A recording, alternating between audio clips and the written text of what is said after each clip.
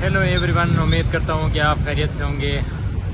हम भी खैरियत से हैं। इस वक्त बैंकॉक में देखें, अर्थक्वेक के बाद तकरीबन 2 बजे से अभी 7 बज रहे हैं। 2 बजे से लेके अभी तक ये ट्रैफिक जो है ना मुकम्मल स्टक है हर जगह, क्योंकि लोग सारे बाहर हैं।